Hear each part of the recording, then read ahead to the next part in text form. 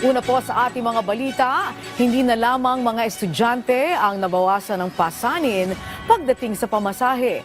Dahil administrasyon ni Pangulong Ferdinand R. Marcos Jr., inextend pa ang 50% na diskwento sa MRT at LRT sa ating mga kababayang senior citizen at PWD. Si Kenneth Pasyente sa sentro ng balita. MRT3 ang kadalasang gamit ni Lisa tuwing pumapasok sa trabaho mula Guadalupe Station hanggang Santolan at pabalik. Bagaman may 20% ng discount, iniinda pa rin niya ito dahil hindi naman anya ganun kalaki ang kita bilang golf course worker. Kasi kagaya ng ganyan, minsan pag umuulan, walang income, no work, no pay. Kaya para mapagaan pang lalo ang pamumuhay ng mga commuter lalo na ang senior citizens at persons with disability, mismong si Pangulong Ferdinand R. Marcos Jr. ang nanguna sa paglulunsad ng 50% fare discount para sa naturang sektor. Sakop nito ang lahat ng train lines kabilang na ang LRT1, LRT2 at MRT3.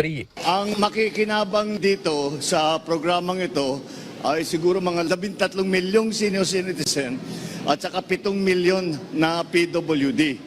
Kaya alam naman natin ang yan ang mga grupong yan, mga estudyante, ang PWD, mga senior citizens ay talaga naman kailangan ng tulong natin dahil very limited ang kanilang income. Kaya naisip namin, ito ay maaari natin gawin upang tulungan ang ating mga commuter na PWD at yung mga senior citizen na nandito kasama natin ngayong umaga. Laking tuwa naman ng mga benepisyaryo ang makukuha nilang diskwento dahil malaking tipid nila ito. Maganda po, kasi kagaya sa akin, hindi naman permanente din ang kita ko, malaking bagay po sa akin yan. Kaming mahirap, makatipid lang kami kahit piso, kahit magkano, malaking tulong sa amin. Nito lamang Hunyo, 50% discount din ang naibigay sa mga estudyante sa lahat ng railway transit.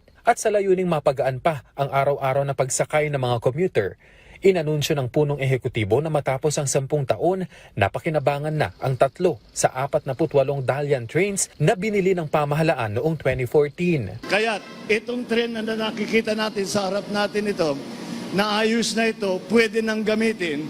Kaya mula ngayon, gagamit tayo, meron na tayong magamit na karagdagang, we will use 3 trains, so makakapagbuo na tayo ngayon pa lang, 3 trains na 3 karwahe. So 9 nitong cars na ito.